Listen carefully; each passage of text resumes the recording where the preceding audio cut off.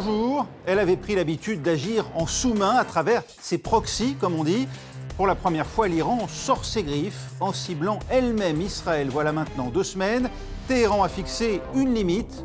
On n'attaque pas impunément la République islamique sur son territoire, comme l'est juridiquement le consulat iranien à Damas, détruit le 1er avril dernier par une frappe sans doute israélienne. Au-delà de l'échec d'une riposte, en grande partie déjouée par Israël et ses alliés, et si c'était cela le message à retenir de cette séquence, l'Iran est prête désormais à monter en première ligne. On posera la question tout au long de cette émission à Shirin Ardakani, avocate franco-iranienne et présidente de l'association Iran Justice. Mais d'abord, comme un symbole qu'Israël a reçu le message 5 sur 5, la riposte israélienne elle-même est restée très contenue, comme si l'État hébreu était conscient du risque d'un embrasement et voulait l'éviter. Les images commentées par Maryse Burgot pour France 2. Des véhicules de secours et la panique des habitants. Plusieurs explosions sont entendues dans le centre de l'Iran. La défense antiaérienne est activée pour intercepter ces drones ou missiles. Et dès l'aube, la télévision officielle iranienne dépêche des journalistes pour montrer que tout est calme dans cette région d'Ispahan, 3e ville du pays. La circulation sur ce rond-point est habituelle et les autorités militaires relativisent l'attaque. Le bruit relativement fort entendu ce matin à Ispahan n'était pas une explosion, mais le tir des roquettes et des systèmes de défense aérienne sur un objet volant, et nous n'avons eu aucun dommage. La zone visée inclut cette base militaire iranienne et la centrale nucléaire de Natanz. Selon des sources de renseignements américains, le radar de la centrale a été touché. Alors ces frappes étaient-elles des représailles d'Israël après les attaques de drones et de missiles sans précédent du week-end dernier?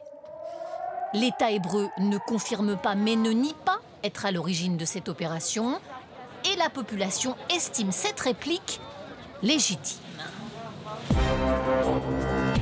Shirin Ardakani, pourquoi, d'après vous, Israël a frappé la province d'Ispahan? Est-ce parce que la région abrite l'un des principaux sites de recherche nucléaire d'Iran? Alors écoutez, à la fois parce qu'il y a des infrastructures évidemment qui sont essentielles, il y a évidemment cette centrale nucléaire, ce centre de recherche, mais aussi parce qu'on frappe au cœur de l'Iran. Il faut se rappeler qu'Ispahan, c'est quand même historiquement l'empire abbasside, c'est tout ce que révèle la culture iranienne, et donc c'est véritablement le fait de dire, voilà, on vous attaque au cœur à la fois de votre puissance économique, de recherche, d'innovation, de vos infrastructures militaires, mais également au centre culturel du pays. On surjoue la normalité du côté des autorités iraniennes. Est-ce, d'après vous, intentionnel pour éviter d'avoir à poursuivre le cycle de représailles? L'Iran n'y a pas intérêt? Oui, tout à fait. D'ailleurs, on l'a vu dans le reportage, au lendemain de la frappe, en réalité, normalisation, puisque dans les journaux d'État, on voyait les journalistes venir expliquer que tout se passe bien, qu'il n'y a absolument pas de grabuge à Ispahan.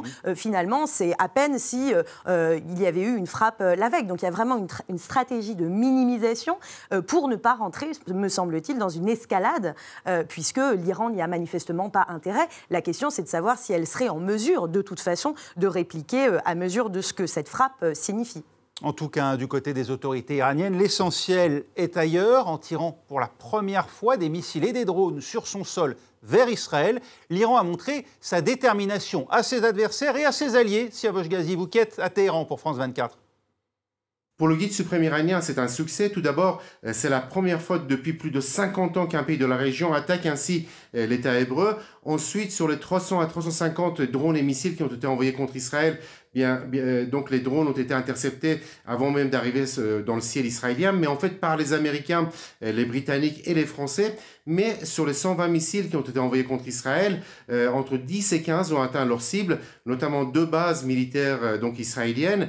Et enfin, pour Téhéran, c'est un succès parce que ça change, selon Téhéran, l'équilibre et la donne militaire régionale. Et Téhéran estime que ça renforce son pouvoir vis-à-vis d'Israël, mais aussi des pays de la région. Téhéran estime que, avec cette attaque, Téhéran a montré qu'il était donc la puissance dominante de la région. Chirine Ardakani, c'est cela que recherche l'Iran, au-delà de l'efficacité ou pas des frappes contre Israël, apparaît comme le porte-parole de la rue musulmane et des opprimés à travers le monde, des laissés pour compte de l'Occident. Oui, il faut se rappeler que la théocratie iranienne, elle arrive avec une promesse, la révolution islamique. Et d'ailleurs, les gardiens de la révolution, ce bras armé de la République islamique, a pour mission constitutionnellement d'exporter la révolution islamique à travers le monde. Donc, effectivement, cette escalade des tensions permet à l'Iran de se positionner aujourd'hui comme un leader naturel de cette rue, alors musulmane, je ne sais pas, mais en tout cas de cet axe de la résistance, pour reprendre l'expression même utilisée par le guide suprême. Il fallait aussi rassurer les principaux alliés régionaux, le fameux arc ou croissant chiite, que l'Iran est en capacité d'assumer sa riposte à une attaque directe d'Israël plutôt que de faire intervenir une fois de plus ses proxys. Il en allait de la crédibilité de Téhéran. Alors évidemment, je crois que effectivement, dans cette escalade, il faut donner des gages aux alliés que effectivement le régime de Téhéran n'est pas faible face à la menace israélienne, face à la menace et les alliés occidentaux. Et effectivement, je crois que c'est le message qu'a voulu faire passer à la fois le guide suprême, l'ayatollah Khamenei, mais également les gardiens de la révolution, parce qu'il faut bien comprendre que ce qui s'est enclenché, c'est à la fois une guerre interne avec cette répression féroce, cette militarisation des rues du régime, qui a pu aussi à un moment affaiblir le régime de Téhéran auprès de ses alliés, puisque si vous n'arrivez pas à tenir la rue chez vous, comment pouvez-vous vous positionner comme leader au plan international? Donc effectivement, c'était un moyen de reprendre peut-être cette rhétorique de la force et du rapport de force avec l'Occident, tout à fait. Oui, cette militarisation des rues et la colère dans les rues, on va l'évoquer dans un instant, mais on va voir d'abord avec vous Antoine Feneau, on l'évoquait à l'instant, ces alliés, ce croissant chiite, quels sont les principaux leviers de l'influence iranienne au Proche-Orient? Oui, vous les avez évoqués, ces proxies, comme on les appelle, du régime iranien, qui a su donc développer et tisser un réseau d'influence et de soutien à travers le Moyen-Orient. On va commencer par le Liban avec le Hezbollah, notamment parti créé à la base en 1982 en réaction à l'occupation israélienne du Sud-Liban, un parti politique, chiite donc, le Parti de Dieu, c'est son nom littéral, mais c'est surtout et aussi un groupe paramilitaire. Vous apercevez ici quelques photos de ces combattants. Le lien de financement entre l'Iran et le Hezbollah n'est plus à démontrer. Une image, c'est celle de la rencontre que je voulais vous montrer entre le chef du Hezbollah, Hassan Nasrallah, que vous voyez ici au milieu, le guide suprême Ali Khamenei, et à droite, on va y revenir un peu plus tard, le général Soleimani. C'était avant son assassinat, le général Soleimani, le bras armé de la force Al-Quds du régime iranien. Pour le régime de Téhéran, vous l'avez évoqué, le Liban, c'est l'extrémité donc du croissant chiite, cet arc d'influence que l'Iran donc veut bâtir, une zone d'influence chiite au Moyen-Orient, influence de l'Iran notamment en Irak, vous allez l'apercevoir, où plusieurs milices chiites ont combattu le groupe État islamique. Elles se sont regroupées sous le nom des Hached al-Shabi. Vous apercevez ici un militant justement de ces Hached al-Shabi, avec derrière justement encore le général Soleimani.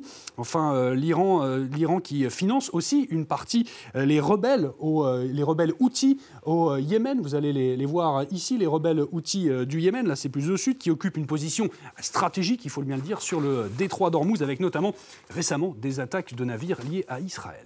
Et cet activisme de l'Iran dans la région lui vaut aussi bien des inimitiés. L'attaque du 13 avril a ainsi été déjouée avec l'aide de pays arabes comme la Jordanie ou l'Égypte qui ont fait bloc autour d'Israël. Ça a été une surprise pour l'Iran, Chirine Ardakani. Alors, tout à la fois une surprise, je ne suis pas certaine. En tout cas, ce qui est sûr, c'est qu'il n'y a pas aujourd'hui d'homogénéité du monde musulman. C'est-à-dire qu'effectivement, il y a un acte qui se fracture. Je pense aussi que les prétentions de Téhéran peuvent aussi inquiéter un certain nombre de ses voisins. D'ailleurs, le dégel des relations récents entre l'Arabie saoudite et l'Iran aurait pu augurer d'autres horizons. Mais là, on voit bien qu'en réalité, ce n'est pas du tout ce qui se passe et que les pays arabes sont plutôt enclins à se rapprocher d'une stratégie plutôt occidentale, parce que cet allié, finalement, qui n'est pas un allié naturel Téhéran, fait peur par ses ambitions, et aussi, on l'a vu, par son incapacité à respecter l'ordre mondial, et justement à venir avec cet axe chinois-russe contester le nouvel ordre mondial. Donc on voit bien qu'il n'est pas aujourd'hui dans l'intérêt de ses alliés musulmans de se positionner, avec Téhéran. Axe chinois-russe, venez de vous dire, l'Iran émerge plus isolée ou au contraire renforcée de cet affrontement avec Israël pour ce qu'il en est à présent? Ça dépend auprès de qui. Et vous l'avez dit tout à l'heure, si on parle bien, de ces proxys, il en ressort plutôt renforcé puisque à la fois il a pu être ferme dans sa réaction.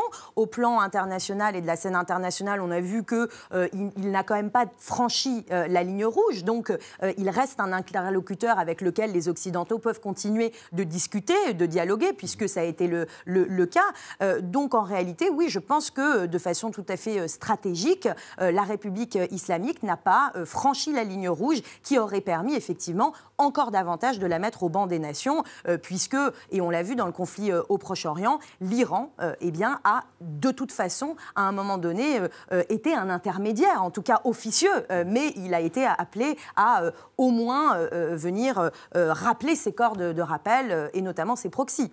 En tout cas, avec tous ses adversaires déclarés dans la région, pas question de montrer la moindre faiblesse côté iranien. On bombe le torse et l'on verrouille tous azimuts, à commencer par les droits des femmes. Le port du voile est rappelé, au besoin par des vagues d'arrestations, comme au plus fort des manifestations en soutien à Mahsa Amini, la jeune Kurde tuée en détention pour un voile mal porté. Les précisions de Stéphanie Pérez pour France 2. Des femmes brutalement arrêtées par la police dans les rues de Téhéran parce qu'elles ne portent pas le voile. Des cris de protestation et l'impuissance de ceux qui filment. Pauvres femmes, et la police, elle a que ça à faire? Ces scènes se multiplient dans la capitale iranienne depuis que la police a annoncé renforcer ses contrôles sur le port obligatoire du foulard. Pourquoi un tel durcissement du régime iranien après des mois de relative tolérance? À notre demande, un journaliste local a interrogé des femmes confrontées à cette nouvelle répression. Narges, 35 ans, architecte, ne porte plus le voile depuis plusieurs mois. Selon elle, ce raidissement est lié aux tensions avec Israël. Le gouvernement fait ça pour mettre la pression sur la population et pour détourner l'attention du conflit avec Israël. Démonstration de force de la ligne dure du régime iranien, visible notamment avec cette présence policière accrue à chaque carrefour de Téhéran. Prise au piège, une majorité de la population continue de résister et la solidarité se manifeste par tous les moyens. Comment réagir si la police des mœurs vous interpelle? Voici un tutoriel à l'aide de l'intelligence artificielle qui circule sur les réseaux sociaux. Des conseils en cas d'arrestation. Appelez les autres à l'aide. Filmez. Il y a même des schémas pour apprendre à s'échapper. Dans ce clip militant, les femmes finissent par gagner leur droit de choisir. Shaheen Ardakani, c'est cela l'adversaire que redoutent le plus les autorités iraniennes, les femmes et leur aspiration à vivre libre? Oui, je crois que d'ailleurs il y a une séquence assez évocatrice. Le 3 avril dernier, l'ayatollah Khamenei, réuni devant sa foule de partisans, les plus hauts dignitaires du pays, va avoir une allocution. En comparaison, 7 minutes consacrées à la lutte contre les femmes mal voilées dans la rue, 35 secondes sur Israël. Donc on voit bien qu'avant même, en réalité, les frappes iraniennes, le premier ennemi désigné, c'est la rue, ce sont les femmes qui se dévoilent. Et ensuite, dans un second temps, eh bien, effectivement, c'est la guerre au plan international. Et on peut le comprendre d'ailleurs, cette répression interne, cette militarisation de nouveau des rues avec cette police des mœurs qui va venir eh bien, effectivement rafler véritablement les non-voilés, eh bien, ça permet aussi de contrôler politiquement et socialement la contestation. Et on vient de le voir à travers ces images, depuis la mort de Mahsa Amini, le soulèvement s'est transformé en un mouvement inédit. Partout dans le pays, une nouvelle génération ose défier le diktat du voile islamique. Nos reporters Catalina Lopez, Andrel et Pouya Marsamagam sont allés à la rencontre de ces femmes qui continuent de se battre pour leur liberté. Dans ce livre, des images des premières Iraniennes qui se sont soulevées contre l'imposition du voile. À l'époque, beaucoup ont défendu la révolution islamique avant d'en percevoir les risques.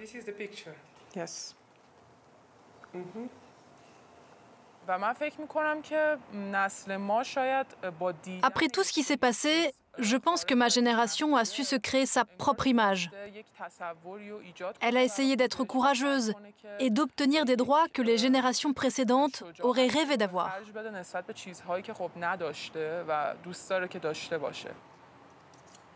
Comme beaucoup d'Iraniennes, cette jeune femme vient d'une famille traditionnelle. Scolarisée dans une école religieuse, elle a grandi avec le voile. Aujourd'hui, elle ne le porte plus.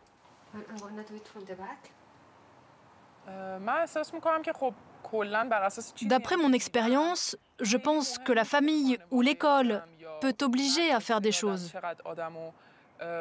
Mais si tu n'y crois pas, tu finiras par les rejeter. Et souvent, tu les rejetteras de façon violente, en signe de colère. Shirin Ardakani de la prison d'Evin, où elle est emprisonnée, la prix Nobel de la paix, Narges Mohammadi, a réussi à faire parvenir un message diffusé par nos confrères du Monde ici en France, dans lequel elle évoque sa détention, mais aussi celle de ses codétenus, abusés sexuellement et violentés. Elle dit que la République islamique mène une guerre à grande échelle à l'encontre de toutes les femmes. C'est ce que vous disiez à l'instant, une guerre qui primerait donc même sur celle des ennemis de l'extérieur comme Israël. C'est un message fort et entendu au sein même de la société iranienne. Oui, il faut se rappeler que la théocratie iranienne se construit sur la confusion entre la loi religieuse et la loi de l'État. Et la loi religieuse, c'est le fait de dire qu'une femme ne peut pas sortir dévoilée. C'est une loi qui infériorise la femme, qui est spoliée patrimonialement. Et donc, si l'État iranien ne parvient pas à faire respecter la loi religieuse, eh bien, en réalité, son contrat social et le fondement même de son État, eh bien, basculent. Et aujourd'hui, ces femmes qui défient le régime théocratique, eh bien, c'est évidemment un péril à la fois idéologique pour le guide suprême, mais aussi politique. Et donc, on voit bien que ces femmes qui sont détenues, qui continuent de faire parvenir des messages, eh bien, finalement, démontrent que le quartier des femmes, au sens propre, dans la rue, dans les prisons, est un bastion de la résistance démocratique. Qui reste en ébullition et qui est entendue. Cette voix de Narges Mohammadi, elle porte aujourd'hui en Iran? Alors, elle porte en Iran, oui, pour une partie de la population, mais surtout, elle porte en Occident. Et c'est ce qui est intéressant, c'est qu'effectivement, les femmes aujourd'hui iraniennes ont raflé sur l'année 2023 toutes les distinctions internationales au plan humain. On a Narges Mohammadi en décembre 2023. Mahsa Amini, à titre posthume, s'est vu décerner le prix Sakharov. Et donc, c'est véritablement une portée symbolique extrêmement forte pour le combat des femmes. Un apartheid de genre, hein, ce sont les termes de Narges Mohammadi dans ce message, qui trouverait aussi sa source, dit-elle, dans la fébrilité du régime. Ce pouvoir se sait fragile de l'intérieur. C'est pour cela qu'il serait dans une fuite en avant vis-à-vis des femmes? Alors, une fuite en avant à l'encontre des femmes, pas uniquement, on voit bien aussi à l'encontre des jeunes aussi, puisque ce sont des jeunes femmes qui se mobilisent. Dina Ralibaf, cette jeune femme dont parle Narges Mohammadi dans sa tribune, était une jeune journaliste de 22 ans qui a été battue par ses geôliers et qui en réalité a subi un certain nombre de tortures dans les geôles iraniennes. Et donc, c'est à la fois une gérontocratie, la République islamique. On regarde d'ailleurs les hauts dignitaires iraniens, ils ont quand même globalement plus de 80 ans. Donc, il faut comprendre que c'est une gérontocratie militaire avec ses gardiens de la Révolution et qui s'appuie sur l'oppression des femmes d'une manière générale pour appuyer effectivement son système politique et idéologique. Emprisonné lui aussi depuis 1 an et demi, le rappeur Toumash Saleh vient d'être condamné à mort précisément pour son soutien aux manifestations après le décès de Mahsa Amini. Le régime ne craint pas avec ce type de condamnation de s'aliéner définitivement la jeunesse iranienne? Alors, la jeunesse iranienne est définitivement en rupture avec le régime de Téhéran et ce n'est pas nouveau. En réalité, aujourd'hui, la survie du régime ne peut passer que par la répression au plan interne. D'ailleurs, cette vague, cette traque véritablement des artistes engagés, des dissidents politiques. On a eu l'année dernière des milliers d'arrestations, plus de 843 exécutions, puisque l'Iran, malheureusement, se distingue par la peine de mort et cet instrument pour mater en vérité la dissidence politique. Donc, véritablement, c'est un régime aujourd'hui qui se maintient par la terreur et par la force, puisqu'on a bien vu, les Iraniens, de toute façon, ont boycotté massivement les élections législatives en mars dernier, de sorte qu'il n'y a plus de légitimité politique à se maintenir aujourd'hui pour les mollahs iraniens. Et ils jouent un rôle essentiel, vous venez d'ailleurs de les évoquer à l'instant, tant dans la répression des manifestations avec leur branche des Bassidji qu'au niveau régional, dans les nombreuses milices chiites. Le corps des gardiens de la Révolution a pris un poids considérable en Iran, Antoine Fenot. Oui, absolument, une prise de pouvoir progressive au fil des années de ce groupe paramilitaire dont voici ici le drapeau, créé en 1979 lors de la Révolution islamique. Vous avez qualifié, on les appelle les Pasdaran. Ils sont directement placés sous l'autorité du guide suprême Ali Khamenei. C'est un groupe, une sorte d'armée parallèle, un groupe militaire qui mène des opérations aussi pour le régime à l'étranger, avec une branche particulière, la force Al-Quds, dont voici une figure bien connue, qui a été, c'est le général Qasem Soleimani, qui a d'ailleurs été tué par un drone américain. Ça, c'était en janvier 2020 à Bagdad, en Irak. L'ancien président, d'ailleurs, Mahmoud Ahmadinejad, lui aussi, faisait partie des gardiens de la Révolution. C'était lors de la guerre Iran-Irak, ça remonte donc. Mais les gardiens de la Révolution, ce n'est pas seulement ça, ce n'est pas qu'une branche militaire, c'est aussi un réseau tentaculaire également d'entreprises liées au régime, notamment sous un conglomérat dont voici ici l'emblème, Khatam al-Anbiya, une sorte de conglomérat d'entreprises privées, directement là aussi placé sous le contrôle du guide suprême. Ses activités sont nombreuses, ingénierie, construction navale notamment, avec, vous allez le voir, ce chantier naval iranien directement placé sous son contrôle, 800 entreprises au total, des activités qui sont également liées au pétrole et au gaz, mais aussi au programme nucléaire du pays. Chérine Ardakani, les gardiens de la Révolution sont un État dans l'État aujourd'hui. Ce sont eux les derniers remparts de la République islamique face aux coups de boutoir de la société iranienne? Oui, tout à fait. Je le disais tout à l'heure, un régime qui se maintient uniquement par la force a besoin de sbires, si je puis m'exprimer ainsi. Et les gardiens de la Révolution, alors il ne faudrait pas les réduire à une milice armée, ce qu'ils ne sont pas. C'est à la fois un bras armé idéologique, je le disais tout à l'heure, exportation de la Révolution au plan international, mais au plan intérieur, c'est véritablement la clé de voûte d'un système népotique qui aujourd'hui impose aussi une forme de corruption partout dans la société. Et c'est d'ailleurs contre cette corruption généralisée que le peuple iranien s'est à plusieurs moments soulevé, puisque les gardiens de la Révolution vont également installer leurs familles à des postes clés. Et c'est véritablement ça qui vient aujourd'hui engrainer la contestation populaire. Alors sur le fait de savoir si les gardiens parviendront à maintenir ce régime qui est à bout de souffle, effectivement, l'avenir nous le dira. Il y a des dissensions qui ont pu intervenir ces derniers mois entre les factions des corps des gardiens de la Révolution qui ont pu montrer que ce n'était pas un corps homogène pour autant. Israël presse l'Union européenne d'interdire ou d'inscrire en tout cas le corps des gardiens de la Révolution dans la liste des organisations terroristes, comme l'ont fait déjà les États-Unis, l'Arabie Saoudite, Bahreïn. C'est nécessaire ? Alors c'est nécessaire politiquement, ça pourrait effectivement avoir une portée symbolique pour disqualifier les gardiens de la Révolution comme étant des interlocuteurs. On se souvient que les gardiens de la Révolution et d'une manière générale la branche des renseignements détiennent la prison d'Evin, qui est la plus grande prison politique du pays, qui ne dépend pas de l'administration judiciaire mais des gardiens de la Révolution. On se souvient que les gardiens de la Révolution sont ceux qui pratiquent systématiquement des prises d'otages. On sait d'ailleurs que les ressortissants européens qui sont à la main aujourd'hui des Iraniens, sont détenus par les gardiens de la Révolution. Donc effectivement, ça aurait une portée symbolique. Sur le fait de savoir si, de façon tout à fait effective, ça viendrait neutraliser le pays, là, je ne suis pas en mesure de pouvoir l'affirmer de façon catégorique.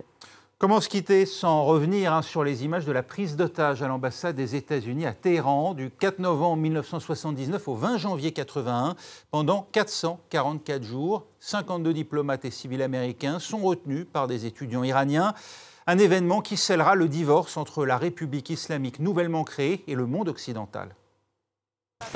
Les étudiants, appuyés maintenant par une grande partie de la population, réclament toujours l'extradition du Shah d'Iran des États-Unis, ainsi que la rupture de tous les traités, conventions, accords passés entre l'Amérique et l'Iran. C'est à ce prix seulement que les 60 otages américains seront libérés. Les manifestations de soutien à cette action se sont déroulées à Qom, où vit l'ayatollah Khomeini, que j'ai vu cet après-midi. Pour lui, les relations entre les deux pays auraient pu s'arranger si les États-Unis n'avaient provoqué l'Iran en accueillant le Shah. Par ailleurs, m'a-t-il dit, l'ambassade est un nid d'espions et les documents saisis tendraient à prouver que les diplomates se livraient également à de l'agitation dans certaines provinces iraniennes, telles que le Kurdistan. Il n'en faut pas plus pour que la foule crie à mort Carter et brûle conjointement les drapeaux américains et israéliens, car pour elle, l'impérialisme et le sionisme ont partie liés. Cette culture de la prise d'otage, Chérine Ardakani, on voit qu'elle remonte et qu'elle est encore vivace. Aujourd'hui, elle voit à l'Iran la condamnation quasi unanime des puissances occidentales. Il n'en va pas forcément de même de la rue. Vous avez le sentiment, vous, après la séquence qu'on vient de voir, qu'une page se tourne ou qu'au contraire, l'Iran va rencontrer un succès grandissant, justement pour s'être opposé de cette manière à Israël ? Alors, je n'ai pas tout à fait saisi ce que vous entendez par la rue. La rue iranienne, aujourd'hui, condamne majoritairement... Non, ici même en Europe, on entend parfois des slogans favorables, ou en tout cas en soutien à ce que peut tenter l'Iran. Alors, effectivement, il peut y avoir des tentations, parfois, de la part, effectivement, des franges néanmoins minoritaires, je crois, de la société, de prendre l'Iran comme modèle de ce grand axe de l'islam libérateur. Néanmoins, je crois qu'il ne faut quand même pas exagérer la portée de ce que ça pourrait représenter dans la société. Et surtout, il ne faut pas se tromper de combat. Aujourd'hui, il y a quand même une difficulté, je crois, sur la condamnation unanime qui doit être celle de toutes les violations du droit international. Et la difficulté, on l'a vu tout à l'heure, Rassem Soleimani, qui a été touché par une frappe américaine. On se souvient, à l'époque, la France avait néanmoins condamné l'assassinat du général Soleimani. Et de la même façon, on a vu que cette fois, lors des frappes israéliennes de l'annexe du consulat iranien à Damas, il n'y a pas eu de condamnation de la France, alors même qu'effectivement... Alors, je le regrette en tant qu'avocate, je le déplore, puisqu'effectivement, la Convention de Vienne est extrêmement formelle. On n'attaque pas les consulats ou les emprises diplomatiques. Et de la même façon que, d'ailleurs, la riposte iranienne était effectivement contraire au droit international. Mais à ce jeu-là, et l'avocate que je suis ne peut effectivement déplorer l'instrumentalisation de part et d'autre, il est vrai parfois, du droit international dans un contexte qui est celui de belligérants qui veulent justifier tantôt leurs attaques, tantôt leurs représailles. Mais je crois que les Occidentaux que nous sommes auraient justement une voix au chapitre à rappeler, toujours de façon extrêmement claire, le droit international pur et dur. C'est-à-dire qu'effectivement, on n'attaque pas des civils, en représailles, effectivement, on ne bombarde pas un consulat iranien, et de la même façon, l'usage de la force doit rester exceptionnel et proportionné. Merci beaucoup, Chahine Ardakani, d'avoir été avec nous. C'est terminé. Le Monde dans tous ses états, vous pouvez nous retrouver bien sûr sur Internet, sur notre site france24.com, et la semaine prochaine pour une nouvelle émission.